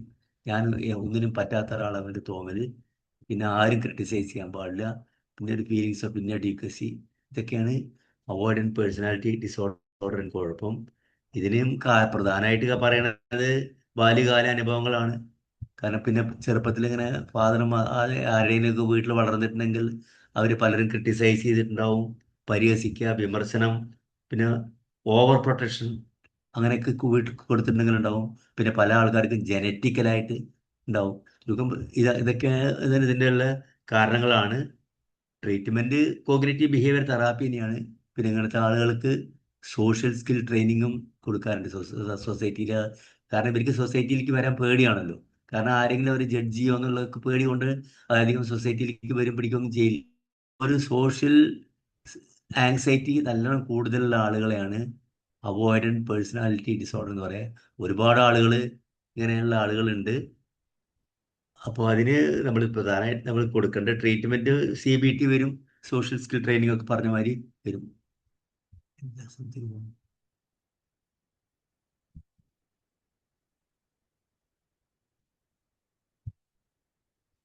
പിന്നെ dependent personality disorder. Dependent personality disorder എന്ന് പറഞ്ഞാൽ എന്തിനും ഏതിനും നമുക്കൊരാൾ വേണം. നമുക്ക് സ്വയം തീരുമാനം എടുക്കാൻ കഴിയില്ല. ക്ലിഞ്ചിങ് ബിഹേവിയർ, ആങ്സൈറ്റി, ഡിപ്രഷനൊക്കെ ഇവർക്ക് ഉണ്ടാവും. എപ്പോഴും ഒരു കോൺഫിഡൻസും ഇല്ല. സ്വന്തമായിട്ട് ഒരു കാര്യം ചെയ്യാൻ പറ്റില്ല. സ്വന്തമായിട്ട് ഒരു ഡിസിഷൻ എടുക്കാൻ അവർക്ക് പറ്റില്ല. അവർക്ക് കാര്യങ്ങളൊക്കെ അറിയാം, പക്ഷേ എങ്കിലും അവർക്കൊരു ഒരു പേടി എന്തെങ്കിലും ഡിസിഷൻ എടുക്കാൻ വേണ്ടി. Excessive need to be taken. എപ്പോഴും അവർ ആരെങ്കിലും ഇങ്ങനെ കൊണ്ട് നടക്കണം എന്നുള്ളൊരു തോന്നല്. പിന്നെ സബ്മിസീവ് ആവും. ഒക്കെ ഞാനത് യുവേഴ്സ് ഫെയ്ത്ത്ഫുള്ളി ആറ്റിറ്റ്യൂഡ് ആയിരിക്കും എപ്പോഴും അവർക്ക് ഉണ്ടാവുക. ഒരിക്കലും ആത്മവിശ്വാസമൊന്നും ഒരു ആത്മവിശ്വാസം അവർക്ക് ജീവിതത്തിൽ ഉണ്ടാവില്ല. പിന്നെ difficulty making decisions without reassurance. പിന്നെ fear of separation or being alone. അതായത് ഞാൻ ഒറ്റപ്പെടുമോ എന്നുള്ള തോന്നൽ അവർക്ക് എപ്പോൾ ഉണ്ടാവും. പിന്നെ ആത്മവിശ്വാസം ഉണ്ടാവില്ല. ഇങ്ങനെയുള്ളതൊക്കെയാണ് ഡിപ്പെൻഡൻറ്റ് പേഴ്സണാലിറ്റി ഡിസോർഡറിൻ്റെ കുഴപ്പങ്ങൾ. അവർക്ക് ഇങ്ങനെയുള്ള ആളുകളൊക്കെ സൈക്കോളജിസ്റ്റുകൾ ആത്മവിശ്വാസം ഉണ്ടാക്കാനുള്ള കാര്യങ്ങൾ ആദ്യം ചെയ്തുകൊണ്ടിരിക്കും. അവരെ കൊണ്ട് ഓരോ കാര്യങ്ങൾ ചെയ്യിപ്പിക്കുക. എന്നിട്ട് അവർക്ക് പേടിയാണ്, ഒരു സംഗതി ചെയ്യാൻ പേടിയാണ്, അത് അവരെ കൊണ്ട് ചെയ്യിപ്പിക്കുക, ചെറുതായിട്ട് ചെയ്യിപ്പിക്കുക. പിന്നെ കുറച്ചും കൂടി കട്ടി കൂടിയിട്ടുള്ള അത് ചെയ്യിപ്പിക്കുക. ഇപ്പോൾ ഡ്രൈവിംഗ് പേടിയാണെങ്കിലും ആദ്യം കാറിൽ കയറിയിരിക്കുക, കാറിൻ്റെ സ്റ്റെയറിംഗ് പിടിക്കുക, പിന്നെ അങ്ങനെ ഓരോരോ കാര്യങ്ങൾ ചെയ്യുക, എന്നിട്ട് ഡ്രൈവ് ചെയ്യുക, അങ്ങനെ ഓരോ കാര്യങ്ങൾ അതിനാണ്. അപ്പോൾ പേടിയുള്ളതിനൊക്കെ മാറ്റുക. അത് കാരണം അവർക്ക് എപ്പോഴും ഒരു ഡിപ്പെൻഡൻസിയാണ് അവർ ഉദ്ദേശിക്കുന്നത്. ശരിക്കും പറഞ്ഞാൽ പാരൻസിൻ്റെ നിന്നൊക്കെ കിട്ടിയത് തന്നെയാണത്. എപ്പോഴും പാരൻസ് എല്ലാ കാര്യങ്ങളും ചെയ്തു കൊടുത്ത് ഒറ്റയ്ക്കൊന്നും ചെയ്യാൻ പറ്റാത്തൊരവസ്ഥയിൽ കുട്ടികളൊക്കെ ആക്കാറുണ്ട്. പിന്നെ OCPD എന്ന് പറഞ്ഞാൽ നിങ്ങൾക്കറിയാം, ഒബ്സസീവ് കമ്പൽസീവ് പേഴ്സണാലിറ്റി ഡിസോർഡറാണ്. ഈ OCPD എന്ന് പറഞ്ഞാൽ അതിൻ്റെ മെയിൻ സിംറ്റം പെർഫെക്ഷനിസമാണ്. എല്ലാ കാര്യം പരിപൂർണതയോട് കൂടി ചെയ്തിട്ടില്ലെങ്കിൽ അയാൾക്ക് ഉറക്കം വരില്ല. പിന്നെ റൂൾസ് ആൻഡ് റെഗുലേഷൻസ് കൂടുതലായിട്ട് സ്റ്റിക്ക് ഓൺ ചെയ്യും. പിന്നെ പ്രീ ഓക്യുപ്പേഷൻ വിത്ത് ഓർഡർലെസ്, എല്ലാ കാര്യങ്ങളും ഇങ്ങനെ ഒതുക്കി പിടിച്ചിങ്ങനെ വെക്കുക. ചില ഓഫീസുകളിൽ തന്നെ കാണാം, അവർ രാവിലെ 10 മണിക്കൊക്കെ 9, 9:30, 10 മണിക്കൊക്കെ എത്തിക്കഴിഞ്ഞാൽ ആദ്യം 1 മണിക്കൂർ മേശ ക്ലീൻ ചെയ്യും. അതിന് അത്രയും സമയം കൂടുതലെടുത്തിട്ട് മേശയൊക്കെ ഒക്കെ ക്ലീൻ ചെയ്യും, ഇരിക്കുന്ന സ്ഥലം ക്ലീൻ ചെയ്യും, അതേമാതിരി എല്ലാ കാര്യങ്ങളും തട്ടിപ്പറിക്കൊക്കെ വെക്കും. പിന്നെ അധികം റൂൾസിലും ഇതിലും ഇതൊക്കെ. പിന്നെ അവർ റിലേറ്റൻസ് ടു ഡെലിഗേറ്റ് ടാസ്ക്, അവർ ഡെലിഗേഷൻ മാസ്റ്റേഴ്സ് അല്ല. അതായത് ഒരു കാര്യം അവർ വേറൊരാൾ ചെയ്താൽ അവർക്ക് പറ്റില്ല, എല്ലാ കാര്യവും അവർക്ക് തന്നെ ചെയ്യണം. ചില അമ്മായിമ്മമാരുമാരെയാണ് ഒരു കാര്യങ്ങൾ മരുമകൾക്ക് ഡെലിഗേറ്റ് ചെയ്ത് കൊടുക്കില്ല. അതേമാതിരി ചില ഓഫീസുകളിൽ ബോസ്മാരുണ്ട്. ബോസ്മാരെന്ന് പറഞ്ഞാൽ ജോലിയൊക്കെ എല്ലാം നടക്കണമെന്നുണ്ട്, പക്ഷെ ഇതെല്ലാം അവർ ചെയ്താലാണ് അവർ ശരിയാവുള്ളൂ. ഒരു കാര്യം അവർക്ക് ഡെലിഗേറ്റ് ചെയ്യില്ല. അപ്പോൾ പക്ഷെ അവർ ഇമോഷണലി അൺസ്റ്റേബിൾ ആയിരിക്കും. അവർ മെയിൻ ഇതിൻ്റെ സിംറ്റം പെർഫെക്ഷനിസ്റ്റാണ്. പിന്നെ എന്താ ഒരു റൂൾസ് ആൻഡ് റെഗുലേഷൻസിൽ എപ്പോഴും സ്റ്റിക്ക് ഓൺ ചെയ്യും. ഇപ്പം നമുക്കറിയാം, ചില ആളുകൾ മറ്റേ ഈ ദൈവിക വിശ്വാസത്തിലൊക്കെ വരുമ്പോൾ ചില മന്ത്രമൊക്കെ ജപിക്കുന്ന ആളുകളാണെങ്കിൽ ഒരു 101 ജപിക്കണം വിചാരിക്കും. 50 കഴിഞ്ഞാൽ തോന്നും തെറ്റി തോന്നും, പിന്നെ ആദ്യം റിപ്പീറ്റ് ചെയ്യും. അങ്ങനെ അതൊക്കെ ഈ OCPD ഒരു ലക്ഷണമാണ്. ഈ OCPDയും OCDയും തമ്മിൽ ഒരു വലിയ ഡിഫറൻസ് ഉണ്ട്. OCD എന്ന് പറഞ്ഞാൽ നിങ്ങൾക്ക് അറിയാം, OCD ഉള്ള ആളുകൾക്ക് അറിയാം അവർക്ക് OCD ഉണ്ട് എന്നുള്ളത് അറിയാം. കാരണം അത് റിപ്പീറ്റേറ്റീവ് ആയിട്ട് ഒരു കാര്യം ചെയ്യുന്ന ആൾക്കാരാണ് OCD. OCPD ഉള്ള ആൾക്കാർക്ക് ഒരിക്കലും അവർക്ക് OCPD ഉണ്ടെന്ന് അറിയില്ല. അവർ പെർഫെക്ഷനിസ്റ്റ് ആണെന്ന് അറിയില്ല, അവർക്ക് ഡെലിഗേറ്റ് ചെയ്യാൻ പറ്റില്ല എന്നറിയില്ല, അവർക്ക് റൂൾസും റെഗുലേഷൻസിലും കൂടുതലായിട്ട് അവർ സ്റ്റിക്ക് ഓൺ ചെയ്യുന്ന ആളുകളെന്ന് അറിയാൻ പറ്റില്ല, അവർക്കൊരു ക്യൂവിൽ നിൽക്കാനൊന്നും പറ്റില്ല, വെയിറ്റ് ചെയ്യാൻ പറ്റില്ല. ഇതൊക്കെയാണ് ഈ OCPDയുടെ ലക്ഷണങ്ങൾ. അതിനും ട്രീറ്റ്മെൻ്റ് ഉണ്ട്. കോഗ്നേറ്റീവ് ബിഹേവിയർ തെറാപ്പി തന്നെയാണ് സൈക്കോളജിസ്റ്റുകൾ ചെയ്യാറുണ്ട്. പിന്നെ റിലാക്സേഷൻ ടെക്നിക്സ് അവർക്ക് കൊടുക്കണം. റിലാക്സേഷൻ, മൈൻഡ്ഫുൾ റിലാക്സേഷൻ, പിന്നെ ബ്രീതിങ് എക്സർസൈസസ്, പിന്നെ വേറെ ചില ചെറിയ ചെറിയ എക്സർസൈസസ്. പിന്നെ നമ്മൾ സൈക്കോളജിയിൽ JPMR എന്ന് പറഞ്ഞ ചില ടെക്നിക്സ് ഒക്കെ ഉണ്ട്. 20 മിനിറ്റ്സ് ബോഡിയുടെ ഓരോ പാർട്ടും മുറുക്കുക ലൂസാക്കുക, അങ്ങനെ ഒരുപാട് ടെക്നിക്സ് ഒക്കെ OCPDക്ക് കൊടുക്കാറുണ്ട്. അപ്പോൾ ഇതാണിപ്പോൾ നമ്മൾ പ്രധാനമായിട്ട് പറഞ്ഞ ക്ലസ്റ്റേഴ്സ്. പേഴ്സണാലിറ്റി ഡിസോർഡേഴ്സിൻ്റെ 3 ക്ലസ്റ്ററാണ്. Cluster A, cluster B, cluster C. ഇങ്ങനത്തെ ആളുകളൊക്കെ നമ്മൾക്ക് കാണാൻ എപ്പോഴും സമൂഹത്തിൽ കഴിയും. പിന്നെ വേറെയും ചില സിംറ്റംസ് ഉള്ള ചില മെൻ്റൽ ഡിസോർഡേഴ്സ് ഞാൻ ഇതിൽ PPT ഉണ്ട്. നിങ്ങൾക്ക് താല്പര്യം ഉണ്ടെങ്കിൽ നമുക്കത് കണ്ടിന്യൂ ചെയ്യാം. Please tell me some of U.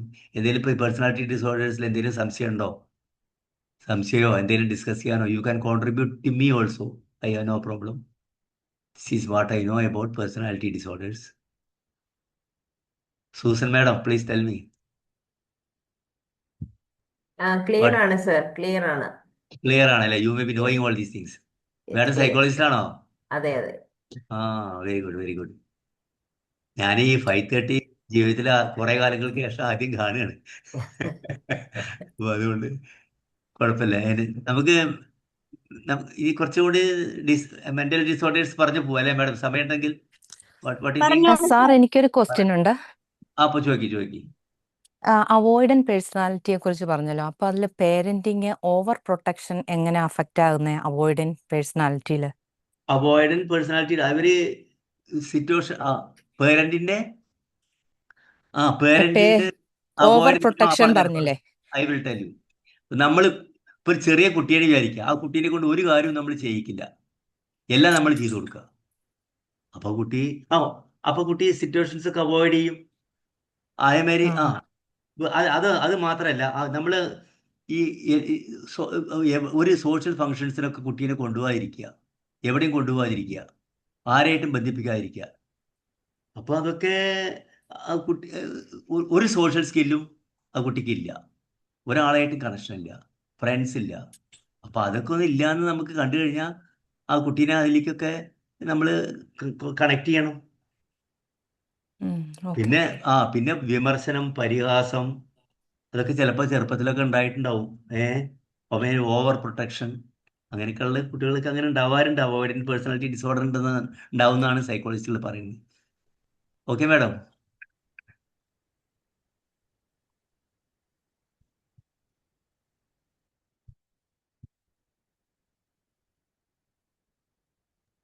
Sir, ആ ചാറ്റ് ബോക്സിൽ ആരോ ചോദിച്ചിട്ടുണ്ട് സംശയം. അതെ, ചാറ്റ് ബോക്സിലോ? എനിക്ക് കാണുന്നില്ലല്ലോ. ഞാൻ പറയാം. പറഞ്ഞാൽ മതി. അതിനകത്ത് എഴുതിയിരിക്കുന്നത് നോക്കട്ടെ. മാഡം പറ. പ്രായത്തിനനുസരിച്ച് പേഴ്സണാലിറ്റി വ്യത്യാസപ്പെടുമോ സർ? പ്രായത്തിനനുസരിച്ച് പേഴ്സണാലിറ്റി. ഈ പ്രായം എന്ന് പറഞ്ഞാൽ പ്രായം ചെല്ലുന്തോറും നമുക്ക് നമ്മളെ പ്ലസും മൈനസുകളൊക്കെ ശരിക്കും നമുക്ക് മനസ്സിലായിട്ട് വരും. ഞാൻ നല്ലൊരു പ്രായമുള്ള ആളാണ്.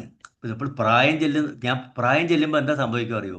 നമ്മൾ ആളുകളോട് കൂടുതൽ കൂടുതൽ കോംപ്രമൈസ് ചെയ്യാൻ ശ്രമിച്ചുകൊണ്ടിരിക്കും. നമ്മൾ ഒരു സ്റ്റബോൺനെസ് ഒക്കെ നമ്മൾ കുറയും. നമുക്കൊരു മാക്സിമം നമ്മൾ പ്രായം ഒരു നമ്പർ. പക്ഷെ പ്രായം ചെല്ലുമ്പോൾ വളരെയധികം ഡിപ്രഷനായിട്ട് വരുന്ന ആളുകളുണ്ട്. എല്ലാം ആകെ ഡൗൺ ആയിട്ട് ഒതുങ്ങുന്ന ആളുകളുണ്ട്. പക്ഷെ ഭൂരിഭാഗം ആളുകളും ഇപ്പോൾ നമുക്ക് കുറേ സോഷ്യൽ മീഡിയ ഇമ്പാക്റ്റും അതൊക്കെ ഉള്ളതുകൊണ്ട് പ്രായത്തിനനുസരിച്ചിട്ട് ആളുകളും മറ്റുള്ള ആളുകളോട് അഡ്ജസ്റ്റ് ചെയ്യാൻ ശ്രമിക്കും. പ്രായം ചെല്ലുമ്പോൾ പേഴ്സണാലിറ്റിയിൽ വ്യത്യാസം വരും. There is no doubt at all.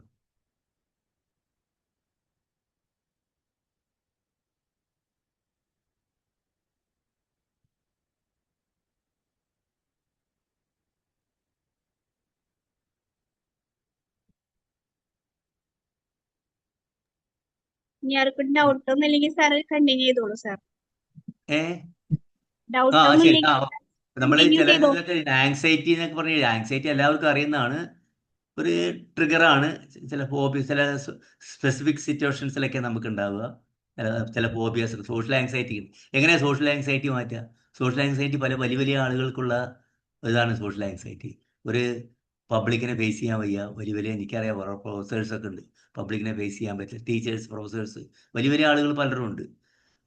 Politicians അതിൽ വളരെയധികം എക്സ്പെർട്ടാണ്. അപ്പോൾ സോഷ്യൽ ആങ്സൈറ്റി മാറ്റാൻ ആദ്യം നമ്മൾ 4 ആളുടെ വീട്ടിൽ നിന്ന് നമ്മൾ സംസാരിക്കാവും, നമ്മൾ നിന്ന് പിന്നെ നമ്മൾ കുറച്ച് നമ്പർ കൂട്ടുക, അങ്ങനെ ഇതൊക്കെ ഉള്ള ആളുകൾ. പിന്നെ കുറച്ചും കൂടി വലിയൊരു ഓഡിയൻസിൽ ചെല്ലുക, പിന്നെ നമ്മൾ കണ്ണാടിയുടെ മുന്നിൽ നിന്ന് പ്രാക്ടീസ് ചെയ്യുക, അങ്ങനെയൊക്കെ ചെയ്യുക സോഷ്യൽ ആങ്സൈറ്റിയൊക്കെ മാറ്റാൻ. ആങ്സൈറ്റി പല രീതിയിലാണ്. നമുക്ക് കോൺസെൻട്രേറ്റഡ് സിംറ്റങ്ങൾ കോൺസ്റ്റന്റ് വേറിയാണ്. നമ്മളെപ്പോഴും നെർവസ് ആവും, അങ്ങനെയൊക്കെ പറയാൻ. അതൊക്കെയാണ് ആങ്സൈറ്റി. എല്ലാവർക്കും അറിയാം, ഞാനത് കൂടുതൽ എക്സ്പ്ലെയിൻ ചെയ്യുന്നില്ല. സ്ലീപ്പ് പ്രോബ്ലംസ് അവർക്കുണ്ടാവും. പിന്നെ ഈ ഇതിൽ വരുന്ന സൈക്കോളജിക്കൽ എഫക്ട്സ് എന്ന് പറഞ്ഞാൽ ഓവർ തിങ്കിങ് ആൻഡ് റൂമിനേഷനാണ്. ഓവറായിട്ട് നമ്മളിങ്ങനെ കാര്യങ്ങൾ ആലോചിച്ചുകൊണ്ടേയിരിക്കും. ചെറിയ കാര്യമായിരിക്കും, അതിന് അങ്ങനെ കാട് കയറി നമ്മൾ ചിന്തിക്കും. ഫോർ എക്സാമ്പിൾ, ഒരു ദിവസം നമുക്ക് ആരോടെങ്കിലും എന്തെങ്കിലും ഒരു ചെറിയൊരു വാക്ക് എന്തെങ്കിലും അവർക്ക് പറ്റാത്ത രീതിയിൽ പറഞ്ഞു കഴിഞ്ഞിട്ടുണ്ടെങ്കിൽ പിന്നെ അതിനെപ്പറ്റി തന്നെ ആലോചിക്കുക, അവരെന്നെക്കുറിച്ച് എന്തെങ്കിലും വിചാരിച്ചുകൊണ്ടിരിക്കും. അങ്ങനെ ഓവറായിട്ട് കാട് കയറി ചിന്തിക്കുക. പിന്നെ ഫിയർ ഓഫ് ജഡ്ജ്മെൻറ്റ്, എപ്പോഴും എന്നെ ആരെങ്കിലും ജഡ്ജ് ചെയ്യുമെന്നുള്ളൊരു പേടി. പിന്നെ കോൺഫിഡൻസ് ഉണ്ടാവില്ല. അതൊക്കെ ഈ ആങ്സൈറ്റിയുടെ ഒരു കുഴപ്പങ്ങളാണ്. പിന്നെ ഇങ്ങനെ കൂടുതൽ anxiety may leads to depression also, അത് നമുക്കറിയാതെ. അപ്പോൾ തെറാപ്പി CBT ആണ്. പിന്നെ ചില കേസിൽ മെഡിക്കേഷൻസ് ഒക്കെ കൊടുക്കാറുണ്ട്. മറ്റേ ഈ മെഡിക്കേഷൻസ് ഉദ്ദേശിക്കുന്നത് ന്യൂറോ ട്രാൻസ്മിറ്ററിൻ്റെ ഒരു ഇംബാലൻസ് വരുമ്പോൾ അതിനെ ബാലൻസ് ചെയ്യാൻ വേണ്ടിയിട്ട് സൈക്കാട്രിസ്റ്റുകൾ കൊടുക്കുന്നതാണത്. പിന്നെ എക്സസൈസ്, സ്ലീപ്പ്, അതിലൊക്കെ ശ്രദ്ധിക്കണം. അതൊക്കെയാണ്. Anxiety is manageable with proper support and treatment. Anxiety manage ചെയ്യുക, നമ്മൾ വിചാരിച്ചാൽ മാനേജ് ചെയ്യുക. ആങ്സൈറ്റി മാനേജ് ചെയ്യാനുള്ള ഒരു വഴിയാണ് മെഡിറ്റേഷൻ, അതിന് ചെറിയ simple exercises, mindful relaxation techniques. അതിൽ കൂടെയൊക്കെ നമുക്ക് ആങ്സൈറ്റി മാനേജ് ചെയ്യുക. ഈ മറ്റെന്താ പറയുക, ഈ ആളുകളുടെ ബ്ലഡ് പ്രഷറിൻ്റെ ഒരു മെയിൻ റീസൺ ഡോക്ടേഴ്സ് പറയുന്നത് ആങ്സൈറ്റി തന്നെയാണ്. ശരിക്കും വേറെ ഒരു മെഡിക്കൽ റീസണും ഇല്ല. ആങ്സൈറ്റി ഉള്ളവർക്ക് എപ്പോഴും ബ്ലഡ് പ്രഷർ കൂടിക്കൊണ്ടിരിക്കും. ബ്ലഡ് പ്രഷർ വന്നു കഴിഞ്ഞിട്ടാണല്ലോ മറ്റുള്ള രോഗങ്ങൾക്കൊക്കെ അത് വേറൊരു കാരണമാണ്. അതൊക്കെയാണ് ആങ്സൈറ്റി കുറയ്ക്കാൻ ഒരുപാട് സപ്പോർട്ട് ഗ്രൂപ്പ് അങ്ങനെ ഹെൽപ്പ് ലൈനിനെ പറ്റുന്നത്. പിന്നെ ഡിപ്രഷൻ എല്ലാവർക്കും അറിയാം. ഡിപ്രഷൻ എന്ന് പറഞ്ഞാൽ അതിൻ്റെ മെയിൻ സിംറ്റം ഇതായിരിക്കും, ഒരു സാഡ്നെസ് ആണ്. ആരും ഏത് പ്രായത്തിലും പിടികൂടാവുന്ന ഒരു അസുഖമാണ് ഡിപ്രഷൻ. അതിന് പ്രായം കാര്യങ്ങളൊന്നുമില്ല. നന്നായി നടന്നിരുന്ന ഒരാൾക്ക് പെട്ടെന്ന് ഡിപ്രഷൻ വരും. അപ്പോൾ അത് പല കാരണങ്ങളാണ്. സാഡ്നെസ് ആണ്, അയാൾക്ക് ഒന്നുമില്ല എന്നൊരു തോന്നൽ, ആത്മഹത്യയെക്കുറിച്ച് ആലോചിക്കും, എപ്പോഴും ക്ഷീണം, ഒരുപാട് നേരം ഉറക്കത്തിൽ ചെറുപ്പക്കാർ, വളരെ യങ് ജനറേഷൻ ഒരുപാട് സമയം കിടന്നുറങ്ങുകയാണെങ്കിൽ we have to be very much careful. അവർ ഡിപ്രഷൻ സ്റ്റേജിലായിരിക്കും, ഒരു കാരണമാണ്. അപ്പോൾ അതുകൊണ്ട് നമ്മൾ മനസ്സിലാക്കണത് ഡിപ്രഷൻ. പിന്നെ നെഗറ്റീവ് തോട്ട്സ് എപ്പോഴും അവർക്കുണ്ടാവും.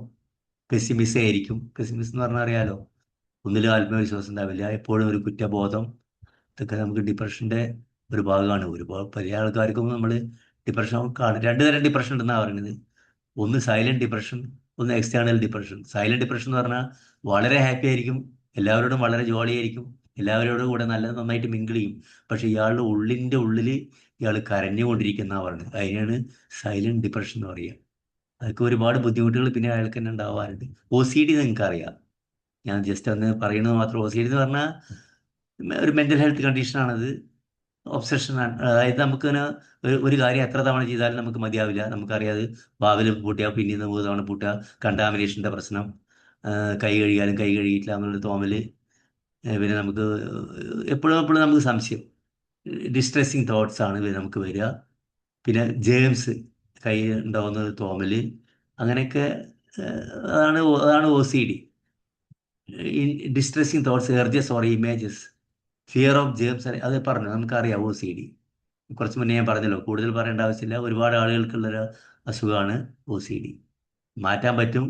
OCD എങ്ങനെ മാറ്റുക? ഇപ്പോൾ നമ്മളെ വീട്ടിലെ കുട്ടികൾക്ക് ആർക്കും OCD ഉണ്ടെങ്കിൽ ഒരുപാട് ടെക്നിക്സ് ഉണ്ട്. അത് വീട്ടുകാർ സപ്പോർട്ട് വേണം. അപ്പോൾ നമ്മൾ ഒരു കാര്യം റിപ്പീറ്റ് ചെയ്യുമ്പോൾ ആരെങ്കിലും ഒരാൾ കൺട്രോൾ ചെയ്യണം, എന്നാലാണ് അത് ചെയ്യാതിരിക്കുള്ളൂ. പിന്നെ എല്ലാം നമുക്ക് ഒരു അവരെ കൊണ്ട് തന്നെ അവർക്ക് മനസ്സിലൊരു ട്രെയിനിങ് കൊടുക്കണം.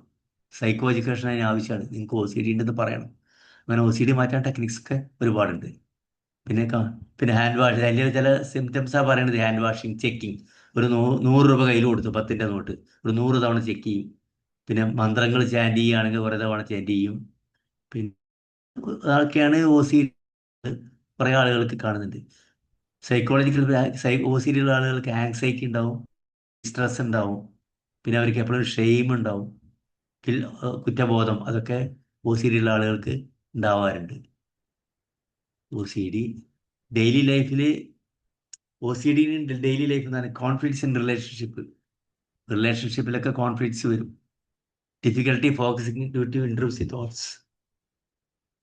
ഫോക്കസിങ് അവർക്ക് കഴിയില്ല, അതൊക്കെയാണ്. പിന്നെ ADHD ഏറ്റവും കൂടുതൽ കുട്ടികളിലാണ് അത്ര ADHD ഉള്ളത്.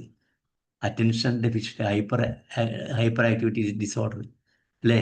ഇതൊരു ന്യൂറോ ഡെവലപ്മെൻറ്റൽ ഡിസോർഡറാണ്, അഫക്റ്റിംഗ് അറ്റൻഷൻ, ഹൈപ്പർ ആക്ടിവിറ്റി. കുട്ടികൾക്ക് ഉള്ള ADHD വളരെ എളുപ്പത്തിൽ നമുക്ക് മാറ്റാൻ പറ്റും. അവർക്ക് ഇങ്ങനെ കോൺസെൻട്രേഷൻ കൊടുക്കുന്ന കളികളോ എന്തെങ്കിലുമൊക്കെ ചെയ്യിപ്പിക്കുക, അവരെ എവിടെയെങ്കിലും പിടിച്ച് ഇരുത്തിയാലും ഇരിക്കില്ല, എന്തെങ്കിലും കളിക്കാൻ അസംബിൾ ചെയ്യാനോ അങ്ങനെ കൊടുക്കുക, അല്ലെങ്കിൽ ക്ലേ വാങ്ങി കൊടുത്തിട്ട് അതിനോട് മോഡൽസ് ഉണ്ടാക്കാൻ പറയാൻ മാറ്റാൻ പറ്റും. പക്ഷെ വലിയ ആൾക്കാർ ADHDക്ക് അതിന് നമ്മൾ അസസ്മെൻ്റ് നടത്തണം. പിന്നെ എന്നിട്ട് നമുക്ക് വേണ്ടി വന്നാൽ അത് മാറാൻ വേണ്ടിയിട്ട് സൈക്കോട്രിക് ട്രീറ്റ്മെൻ്റ് ഒക്കെ നമുക്ക് അതിൽ ആവശ്യം വരാറുണ്ട്. ബിഗിൻസ് ഇൻ ചൈൽഡ്ഹുഡിൽ തന്നെ ആരംഭിക്കും ADHD. നമ്മൾ വയസ്സാകും തോറും അത് കൂടിക്കൊണ്ടിരിക്കും. ഇത് നമ്മുടെ അക്കാഡമിക്സിനെയും നമ്മുടെ ജോലിനെയും ഒക്കെ അത് ബാധിക്കും. കാരണം നമുക്ക് എവിടെയും ഫോക്കസ് ചെയ്യാൻ പറ്റാത്ത ഒരവസരമാണ്. അതാണ് ADHD. അത് പറയുന്നുണ്ട് ADHD difficulty sustaining we cannot focus, hyperactive ആയിരിക്കും. Avoids task requiring mental effort വേണ്ട കാര്യങ്ങളൊന്നും നമ്മൾ ചെയ്യില്ല. ഉദാഹരണമായിട്ട് ഡ്രൈവിങ്, എന്തെങ്കിലും വേറെ എന്തെങ്കിലും കാര്യങ്ങൾ, അതിനൊക്കെ മെൻ്റൽ എഫർട്ട് നല്ലോണം വേണം. അങ്ങനത്തെ കാര്യങ്ങൾക്കൊന്നും ഇവർ മെനക്കെടില്ല. പക്ഷേ ADHD അത് സ്വയമായിട്ട് കൺട്രോൾ ചെയ്യാൻ പറ്റുന്ന ആൾക്കാർ ചെയ്യുന്നവരുണ്ട്. പക്ഷെ ഇതൊക്കെയാണ് അതിൻ്റെ സിംറ്റംസ്. പിന്നെ ഫിഡ്ജറ്റിങ്, അവരിങ്ങനെ ഫിഡ്ജറ്റിംഗ് എന്ന് പറഞ്ഞാൽ കാല് വറപ്പിച്ചുകൊണ്ടിരിക്കുക, വെയിറ്റ് ചെയ്യാൻ പറ്റില്ല, ക്യൂവിൽ നിന്നും ടിക്കറ്റ് എടുക്കാനോ വെയിറ്റ് ചെയ്യാനോ ഒന്നും പറ്റില്ല. കൂടുതലായിട്ട് ഇവർ സംസാരിച്ചു കൊണ്ടിരിക്കും. പിന്നെ ആരെങ്കിലും സംസാരിക്കുമ്പോൾ അവർ ഇടപെട്ട് ഇൻറ്ററപ്ഷൻ നടത്തിക്കൊണ്ടിരിക്കും. ഇമ്പൾസീവ് ഡിസിഷൻസ്, ആലോചിക്കാണ്ട് ഒരുപാട് തീരുമാനങ്ങൾ പെട്ടെന്ന് എടുക്കും. ഇതൊക്കെ ADHD ചില സിംറ്റംസ് ആണ്. ഒരുപാട് കാര്യങ്ങൾ. പിന്നെ സ്കിസോഫ്രീനിയ, ഇങ്ങനെ ടൈം അഡ്ജസ്റ്റ് ചെയ്യാൻ വേണ്ടിയിട്ടുണ്ടാക്കിയ സ്കിസോഫ്രീനിയ എല്ലാവർക്കും അറിയാം. സൈക്കോളജിയിൽ എൻ്റെ ഒരു റീഡിങ്ങിൽ ഏറ്റവും കോംപ്ലിക്കേറ്റഡ് ആയതും പെട്ടെന്ന് മനസ്സിലാക്കാൻ പറ്റാത്തതുമായുള്ള ഒരു അസുഖമാണ് സ്കിസോഫ്രീനിയ. അതിൻ്റെ മലയാളം എൻ്റെ ഒരു ഓർമ്മ ശരിയാണ്, ചിത്തഭ്രമം എന്നാണ് തോന്നുന്നുണ്ട്. അതായത് അതിൻ്റെ മെയിൻ സിംറ്റം ഹാലൂസിനേഷൻ ആയിരിക്കാം. അതായത് ഇല്ലാത്ത കാര്യങ്ങളെ കുറിച്ചിട്ടൊക്കെ ആലോചിക്കുക. ഒരു സൈക്കോട്ടിക് ഡിസോർഡർ ആണിത്. ഇതിന് സൈക്കോളജിസ്റ്റ് മാത്രം പറ്റില്ല, ഇതിന് സൈക്കാട്രിക് ട്രീറ്റ്മെൻറ്റ് തന്നെ വേണം. പക്ഷെ ആദ്യം അസസ്മെൻ്റ് ഒക്കെ നടത്തി ഇത് തന്നെയാണെന്ന് ഉറപ്പിക്കണം. എന്തൊക്കെയാണ് ഹാലൂസിനേഷൻ? അവർക്ക് തോന്നും ചില വോയിസസ് ഒക്കെ അവിടുന്ന് ഇവിടുന്ന് കേൾക്കുന്നുണ്ടാവും. പിന്നെ ഫോൾസ് ബിലീഫ്, എനിക്കത് ചെയ്യാൻ പറ്റും, എനിക്കിത് ചെയ്യാൻ പറ്റും, എനിക്ക് അങ്ങനെയുള്ള ഓരോ പ്രത്യേക ഇത്. പിന്നെ ബിസാർ ബിഹേവിയേഴ്സ്, അസാധാരണമായ വിചിത്രമായ ചില ബിഹേവിയേഴ്സ് ഇവരെടുത്തുണ്ടാവും. ഇവർ സൊസൈറ്റിയിൽ നിന്ന് എപ്പോഴും വിട്ടു നിൽക്കും. സ്പീച്ചൊന്നും അവരധികം സംസാരിക്കുന്നില്ല. ഇതൊക്കെയാണ് ഈ സ്കിസോഫ്രീനിയുടെ ലക്ഷണങ്ങൾ. മെയിൻ ലക്ഷണം ഹാലൂസിനേഷൻ എന്ന് പറഞ്ഞാൽ അവർക്ക് ചിലപ്പോൾ തോന്നും മരിച്ചുപോയ ഒരാളുടെ വോയിസ് ഞാൻ കേൾക്കുന്നുണ്ട് എന്നൊക്കെ തോന്നിക്കഴിഞ്ഞാൽ അത് സ്കിസോഫ്രീനിയുടെ ലക്ഷണം തന്നെയാണ്. ഇല്ലാത്ത വോയിസ് കേൾക്കുക, അതേമാതിരി പെട്ടെന്ന് എനിക്ക് ആ കഴിവുണ്ട്, എനിക്ക് ഈ കഴിവുണ്ട് എന്നുള്ള തോന്നലൊക്കെ ഇതിൻ്റെ ഒരു സിംറ്റം തന്നെയാണിത്. ഇതിൻ്റെ സ്കിസോഫ്രീനിയുടെ സിംറ്റമാണ്. പിന്നെ ഇമ്പേർഡ് അറ്റൻഷൻ, അങ്ങനെ പ്ലാനിങ്ങും ഡിസിഷൻ മേക്കിങ്ങും ഒന്നും അവർക്ക് പറ്റില്ല. പിന്നെ വിഡ്രോവൽ ഫ്രം ഫ്രണ്ട്സിൽ നിന്നും ഫാമിലിയിൽ നിന്നൊക്കെ അവർ വിഡ്രോ ചെയ്യും. എറാട്ടിക് ബിഹേവിയർ ആയിരിക്കും. പൂർ ഹൈജീൻ ആയിരിക്കും. കുളിക്കില്ല, നല്ല വസ്ത്രം ഉപയോഗിക്കില്ല, ഒരു റൂട്ടീൻ ലൈഫിലൊന്നും യാതൊരു താല്പര്യമൊന്നും ഉണ്ടാവില്ല. ഇതൊക്കെയാണ് ഇതിൻ്റെ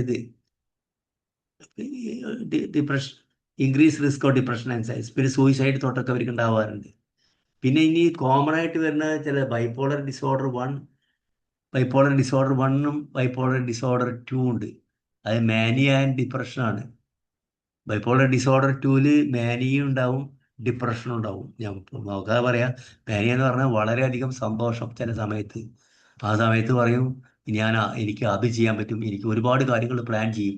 ചിലപ്പോൾ ചില ആളുകൾ ബിസിനസ് സ്റ്റാർട്ട് ചെയ്യും. ഞാൻ ഇതൊക്കെ ശരിയാക്കി വലിയ ബിസിനസ്മാൻ ആവെന്ന് പറയും. ഒരുപാട് പൈസ ഇൻവെസ്റ്റ് ചെയ്യും, പൈസ മുഴുവൻ പോകും. കാരണം സ്റ്റാർട്ട് ചെയ്ത് കഴിഞ്ഞാൽ ആരംഭശൂരത്തെ മാത്രമേ ഉള്ളൂ. അതാണ് ബൈപ്പോളർ ഡിസോർഡർ 1 വരുന്ന ഒരു കുഴപ്പം. ഇൻഫ്ലേറ്റഡ് സെൽഫ് എസ്റ്റീം, ഒരുപാട് ഓവർ കോൺഫിഡൻസ് ആയിരിക്കും ബൈപ്പോളർ ഡിസോർഡർ 1. പിന്നെ നമുക്കൊക്കെ ഉറങ്ങിയിട്ടില്ലെങ്കിൽ പിറ്റേ ദിവസം രാവിലെ നമുക്ക് നടക്കാനും പിടിക്കാനൊന്നും പറ്റില്ല. പക്ഷെ ഇവർക്ക് ഉറങ്ങിയിട്ടില്ലെങ്കിലും അവർ ഉറങ്ങിയിട്ടില്ല എന്നുള്ളൊരു തോന്നൽ അവർക്ക് ഉണ്ടാവില്ല. അവർക്ക് അവരിയാതെ അവർ ക്ഷീണം ഉണ്ടാവില്ല. ഇതൊക്കെ ബൈപ്പോളർ ഡിസോർഡർ 1 വരുന്നതാണ്. അതിൻ്റെ main symptom inflated self esteem, അമിതമായ ആത്മവിശ്വാസം. ക്ഷീണമൊക്കെ ഉണ്ടാവാറുണ്ട്, ഹോപ്പ്ലെസ്നെസ്, സൂയിസൈഡ്. ബൈപ്പോളർ ഡിസോർഡർ 2 പറഞ്ഞാൽ അതിലാണ് പറഞ്ഞത്. അതിൽ ഡിപ്രഷനും വരും, മാനിയും വരും. ഞാൻ മിക്സ് ആയിട്ട് വരുന്നതാണ് ബൈപ്പോളർ ഡിസോർഡർ 2. ഷെയ്ഡ് സൈക്കിൾ ഇവിടെ കുറേ പിന്നെ ഉള്ളത് ഇതൊക്കെയാണ്. ഇപ്പോൾ കുറേ ഞാൻ ഇത് ചെയ്തതാണിത്. പിന്നെ കുറേ ഇതിലുണ്ട്. എൻ്റെ ഇതിൽ സ്ലൈഡ്സ് കുറേ ഉണ്ട്. നമ്മളെ ടൈം ലിമിറ്റ്സ് ഒക്കെ ഉണ്ടല്ലോ. നമുക്ക് ഇപ്പം സമയം എത്രയായി? സജിന, നമ്മളെ എന്താ വേണ്ടത്?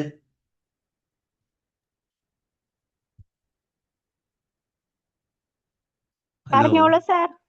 ആ, നമുക്ക് ഇവിടെ വെച്ച് നിർത്താം. ഇനി കുറേ കാര്യങ്ങളുണ്ട്. അത് ആളുകൾക്ക് എങ്ങനെ വേണോ? മറ്റേ ഡ്രഗ് അഡിക്ഷനെ കുറിച്ചിട്ടൊക്കെ അതിൽ സ്ലൈഡ്സ് ഉണ്ട്. പറയണോ? സമയമുണ്ടോ? If you are having mood I will sit. എന്താ വേണ്ടത് മാഡം? സൂസൻ മാഡം, അത് പിന്നെ മതിയോ? പിന്നെ മതിയായിരിക്കും സാർ, കാരണം ഇത് കുറച്ച് അതാണ് കൂടുതൽ സമയം എടുക്കും. അത് തന്നെയല്ലേ മോർണിംഗിൽ ഈ സമയത്ത്. ഒരുപാട് സമയം എടുക്കും. ഒരുപാട് ഉണ്ട് അതില്. അഡിക്ഷൻ, എക്സാക്ട്ലി ഫോബിയകൾ ഉണ്ട്, മൊബൈൽ അഡിക്ഷൻ ഉണ്ട്, അങ്ങനെ ഒരുപാട് കാര്യങ്ങൾ വരുന്നുണ്ട്. It will take time. ഞാൻ കുറച്ച് ഫാസ്റ്റായി, എനിക്കിങ്ങനെ കുറച്ച് ഫാസ്റ്റായി എനിക്ക് തോന്നുന്നുണ്ട്. I am really sorry. പക്ഷെ നിങ്ങൾക്ക് അറിയണ കാര്യങ്ങളായതുകൊണ്ടാണ് ഞാൻ ഫാസ്റ്റ് ആയിട്ടുണ്ടാവുക. എനിക്കറിയാം ഓഡിയൻസിന്റെ ഒരു ഐഡിയ എനിക്കില്ല. പിന്നെ എനിക്ക് ഞാൻ തോന്നുന്നു ഈ 1 hour സെഷൻ എടുക്കുമ്പം ഏറ്റവും നല്ലതാ. കാരണം അന്നേരം ആ സമയത്ത് ഇതിപ്പം മോർണിംഗിൽ എല്ലാരും ഒരു തിരക്കില് ജോലിയുടെ ഇടയ്ക്കും അതാണ് ഒക്കെയാണ് അത് ആ കേൾക്കുന്നത്. സമയത്ത് പറയാം. അതുകൊണ്ടാണ് ഞാനൊരു അതിനോ അതാ എല്ലാവർക്കും താല്പര്യം ഉണ്ടാവില്ല. അപ്പോ സാർ അത് ഓരോ ടോപ്പിക്കുകളായിട്ട് കൊണ്ടുവന്നാൽ മതി. ഞാൻ കൊണ്ടുവരാം ഐ വിൽ കൊണ്ടുവരാം. എൻ്റെ അടുത്ത് എനിക്ക് ക്ലാസ് എടുക്കാൻ വളരെ ഈ മോർണിംഗിൽ തന്നെ പറ്റുള്ളൂ അല്ലേ? കുഴപ്പമില്ല, നോ പ്രോബ്ലം. എനിക്ക് നല്ലതാണ്, നമുക്ക് എടുക്കാം. പിന്നെ എൻ്റെ അടുത്ത് ഫോബിയാസ് ഉണ്ട്, ഒരുപാട് തരം ഫോബിയാസ്. പിന്നെ പിന്നെ കുറേ ഉണ്ട്. CBTയിൽ ഒരുപാട് കാര്യങ്ങൾ ഞാൻ വിമ്പിൾ തന്നെ പഠിച്ചിട്ടുണ്ട്, വളരെയധികം ഡീറ്റെയിൽ ആയിട്ട് പഠിച്ചിട്ടുണ്ട്. പിന്നെ ഞാൻ കുറേ വായിച്ചിട്ടുണ്ട്.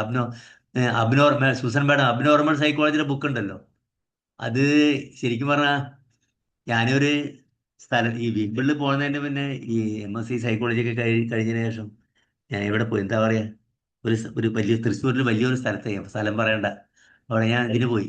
ഇതിന് ഒരു എനിക്ക് ഇന്റേൺഷിപ്പ് ആവശ്യം ഉണ്ടായിരുന്നില്ല, 2-3 മാസം സ്പെൻഡ് ചെയ്യാൻ വേണ്ടിയിട്ട്. അപ്പോൾ അവിടെ ചെന്നപ്പോഴും അവിടെ നിന്ന് ബുക്കുകൾ പോലെ ഒരുപാട് റീഡ് ചെയ്തു, അവിടെ നിന്ന് ഒരുപാട് കാര്യങ്ങൾ കിട്ടി. പിന്നെ DBT ഇപ്പൊ ഈയിടെയായിട്ട് ചെയ്തൊരു കോഴ്സാണ് DBT. വളരെ ഇൻട്രസ്റ്റിംഗ് കോഴ്സാണ്. ശരിക്കും പറഞ്ഞാൽ CBTയുടെ ഒരു എക്സ്റ്റൻഷൻ തന്നെയാണിത് DBTയിൽ ഒരുപാട് കാര്യങ്ങളുണ്ട്. അതിനെക്കുറിച്ചൊക്കെ നമുക്ക് സംസാരിക്കാം ഇഫ് യുവർ ടൈം ലിമിറ്റ്സ്. അപ്പോൾ വേറെ ഒന്നും ചോദിക്കാനെങ്കിൽ നമുക്ക് വൈൻഡ് അപ്പ് ചെയ്യാം. I'm very happy of seeing all of you. എനിക്ക് ഒരുപാട് ഓഡിയൻസ്. സൂസൻ മാഡം എന്താ ചെയ്യുന്നത്? ഞാൻ ഒരാളെ പേരെ കാണുന്നുള്ളൂ. ഞാന് കൗൺസിലിംഗ് ചെയ്യുന്നുണ്ട്. പിന്നെ ഒരു റിട്ടയർഡ് ടീച്ചറാണ്. അപ്പൊ കൺസൾട്ടന്റ്, എഡ്യൂക്കേഷൻ കൺസൾട്ടന്റ് ആയിട്ടും പിന്നെ വർക്ക് ചെയ്യുന്നുണ്ട്, ട്രെയിനറായിട്ടും ഒക്കെ. എഡ്യൂക്കേഷൻ കൺസൾട്ടന്റ് ആണല്ലേ? ഓക്കെ. ഞാനും റിട്ടയർഡ് ആ മാഡം. യെസ്. സാറിന്റെ I know you are a sea of knowledge. കുറേയേറെ സംഭവങ്ങൾ സാറിന് അല്ല, ഉണ്ട്. എന്റെ ശരിക്കും പറഞ്ഞ മറ്റേ psychology is my second wife. കാരണം എന്താ പറയുക, ഞാന് ബേസിക്കലി MBA കാരനാണ്. പിന്നെ വേറെ ചില ഒരുപാട് PGകൾ. അപ്പോൾ ഇപ്പൊ ഈയിടെയായിട്ടാണ് ഈ ഒരു സംഭവം, അങ്ങനെയാണ് സൈക്കോളജിക്ക് ഇറങ്ങിയത്. Very good. നല്ല കാര്യല്ലേ. ഇറ്റ് ഈസ് ആൻ ഓഷ്യൻ, എത്ര പഠിച്ചാലും തീരില്ല. അതെ. അപ്പൊ സാറിന്റെ ഈ നോളജ് ചെറിയ ക്യാപ്സ്യൂളായിട്ട് ചെറിയ പോർഷൻസ് ഞാൻ എടുത്തിട്ട് ചെറിയ കവർ ചെറിയ ചെയ്യാൻ, ക്യാപ്സ്യൂൾ അങ്ങനെ കവർ ചെയ്യുന്നതായിരിക്കും മോർണിംഗ് തരാം. സെഷൻസിൽ നല്ലതേ. അതെ, അങ്ങനെ ചെയ്യാം. I will thank do you very that. Much. I am very thank you madam. നല്ലായിട്ട് സാറ് ഇത് കവർ ചെയ്യാനായിട്ടേ ഒത്തിരി പ്രിപ്പയർഡ് ആണ്. So thank you so much. Okay, കുറച്ചൊരു ADHD എനിക്ക് തോന്നാറുണ്ട്, എല്ലാവരും പറയാറുണ്ട് കുറച്ച് ഫാസ്റ്റ്. ഞാൻ ഏജിലാണെങ്കിലും വളരെ ഫാസ്റ്റ് ആണ്. അതെനിക്ക് തോന്നുന്നേ കൂടുതൽ കവർ ചെയ്യാനുള്ളത് കൊണ്ട് പറ്റുന്നതാ, അതുകൊണ്ട് പറ്റുന്നതാ. അല്ലാതെ കുഴപ്പമുണ്ടായിരുന്നില്ല സാർ. എന്നാലും ഞാൻ സൈക്കോളജി ഒന്നും പഠിച്ചിട്ടില്ല, പക്ഷെ നന്നായിട്ട് ക്ലിയർ ആയിരുന്നു കേട്ടോ. സാർ പറഞ്ഞ കാര്യങ്ങളൊക്കെ ക്ലിയർ ആയിരുന്നു. അതാ, ക്ലാരിറ്റി ഒന്നും കുറവൊന്നുമില്ല, പക്ഷെ കൂടുതൽ കോണ്ടന്റ് ഉള്ളത് കൊണ്ട്. എന്താ ഞാൻ പറയാൻ കാരണം, ഞാൻ മെഡിക്കൽ കോളേജ് ചെന്നിട്ട് ഡോക്ടേഴ്സ് ക്ലാസ് എടുത്തു ഒരു 5-6 മാസം മുന്നേ. അപ്പോൾ ഒരു 1 hour ആയിരുന്നു, വളരെ ഫാസ്റ്റായിട്ട് 1 hourനുള്ളത് ഞാനൊരു 35 മിനിറ്റോട് പറഞ്ഞു തീർത്തു. അപ്പോൾ അവർ പറഞ്ഞു വളരെ ഫാസ്റ്റായിട്ട് പോയി, ഞങ്ങൾക്ക് കുറച്ച് എന്നൊക്കെ അവർ പറയണ്ടായി. അപ്പോൾ അതുകൊണ്ട് ഞാനത് സെൽഫ് ഇൻട്രോസ്പെക്ഷനാണ്. Okay, no problem. ഞാൻ once again happy Vishu to all of you. Definitely we will see again. Okay, thank you very much sir. Thank you so much. Thank you. Have a nice day to all of you. Happy Vishu to everyone. Thank you, madam. Thank you so much. Thank you all. Happy Vishu. Happy Vishu, madam. Okay. Thank you, sir. Thank you, madam.